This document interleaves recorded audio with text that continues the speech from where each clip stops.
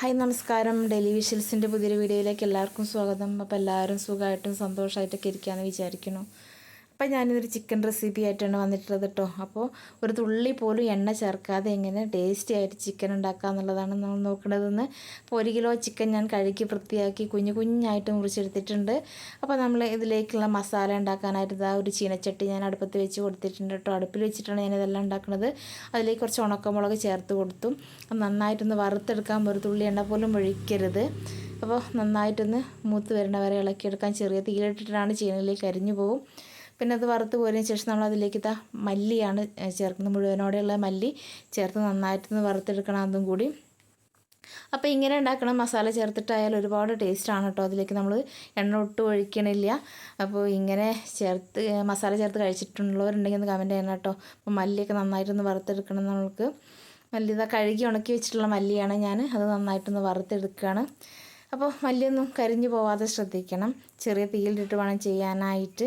ഇപ്പോൾ ഇത് വറുത്തെടുത്തതിന് ശേഷം നന്നായി മിക്സിയിലൊന്ന് പൊടിച്ചെടുക്കുകയാണ്. അങ്ങനെ ഒരുപാട് നൈസായിട്ട് ഞാൻ പൊടിച്ചെടുക്കണില്ല. ചെറിയ തരിതരിപ്പായിട്ട് വേണ്ടത് പൊടിച്ചെടുക്കാനായിട്ട്. അപ്പോൾ ഇങ്ങനെ മല്ലിയും മുളകൊക്കെ വറുത്ത് പൊടിച്ചിട്ടുണ്ടാക്കുന്ന മസാല ഇട്ടിട്ട് സാധാരണ നമ്മൾ നാടൻ ചിക്കനാണ് കേട്ടോ ഇങ്ങനെ ഉണ്ടാക്കാറുള്ളത്. അതിനൊരു പ്രത്യേക ടേസ്റ്റും കൂടിയാണ്. അപ്പോൾ ഇതെന്തായാലും ബ്രോയിലർ വെച്ചിട്ടാണ് ഞാനിങ്ങനെ ചെയ്യാൻ പോണത്. കുഞ്ഞാക്കി മുറിച്ചിട്ടുണ്ട് കേട്ടോ ഞാൻ ആദ്യം ചിക്കൻ. അപ്പോൾ ചിക്കനിൽ പല പരീക്ഷണങ്ങൾ നടത്തിയിട്ടുള്ള ആൾക്കാർ ഇതും കൂടി ഒന്ന് ട്രൈ ചെയ്ത് നോക്കണം. അടിപൊളിയാണ്. അപ്പോൾ ഇങ്ങനെ ഉണ്ടാക്കി നോക്കിയിട്ട് അഭിപ്രായങ്ങൾ എന്തായാലും നമ്മുടെ കമൻറ്റ് ബോക്സിൽ അറിയിക്കണം. അപ്പോൾ മസാല നന്നായി പൊടിച്ചെടുത്തിട്ടുണ്ട്. നമ്മളത് ചിക്കനിലേക്ക് ചേർത്ത് കൊടുത്തിട്ടുണ്ട് കേട്ടോ. പിന്നെ അതിലേക്ക് ഞാൻ പറഞ്ഞല്ലോ ഒരു സ്പൂൺ മല്ലിപ്പൊടി അതുപോലെ മുളക് പൊടി കൂടി ചേർക്കുന്നത് നല്ലതാണ്. ഒന്നുകൂടി മിക്സ് ആയി കിട്ടാണ്. കാര്യം എന്ന് വെച്ചാൽ ഇത് തരിതരിപ്പായിട്ടാണല്ലോ നമ്മൾ പൊടിച്ചെടുത്തിട്ടുള്ളത്. പിന്നെ അതിലേക്ക് ഒരു ഏകദേശം ഒരു മുറിയുടെ അടുത്ത് നാളികേരം ചെറുതായി മുറിച്ച് ചേർത്തിട്ടുണ്ട് ഞാൻ കേട്ടോ. അതും കൂടി ചേർത്ത് നന്നായിട്ടൊന്ന് ഇളക്കി ഇത്തിരി നേരം റെസ്റ്റ് ചെയ്യാനായിട്ട് വെക്കണം. പിന്നെ ഞാൻ മൺചട്ടിയിലൊക്കെ ആക്കി അടുപ്പിൽ വെച്ചിട്ടാണ് കേട്ടോ നമ്മുടെ ചിക്കൻ ഉണ്ടാക്കണതെന്ന്. അപ്പോൾ നന്നായിട്ട് ഇളക്കി ചേർക്കുക എന്നുള്ളത് നല്ലൊരു പടി. ശരിക്കും കൈവച്ചിട്ടാണ് ചെയ്യാറ് കേട്ടോ. അപ്പോൾ ഞാനിനി കൈവച്ച് ചെയ്ത് കഴിഞ്ഞാൽ അതിന് കുറേ കമൻസൊക്കെ വരുമല്ലോ എന്ന് വിചാരിച്ചിട്ടാണ് ഞാൻ ഇത് വെച്ച് ഇങ്ങനെ ഇളക്കിയെടുക്കുന്നത്. കൈവച്ച് നന്നായി തിരുമ്പി ചേർക്കുന്നതാണ് അതിൻ്റേതായൊരു ടേസ്റ്റ് കിട്ടുള്ളൂ കേട്ടോ. അപ്പോൾ ഞാനത് അടുപ്പൊക്കെ കത്തിച്ച് ചട്ടി വെച്ച് കൊടുത്തിട്ടുണ്ട്. അപ്പോൾ നമ്മൾ ചിക്കൻ വെച്ച പാടെ ഒന്ന് ഇളക്കിയെടുക്കണം. അല്ലെങ്കിൽ നമ്മൾ പറഞ്ഞല്ലോ തരിതരിപ്പായിട്ടാണ് നമ്മൾ മല്ലിയൊക്കെ പൊടിച്ചിരിക്കുന്നത്.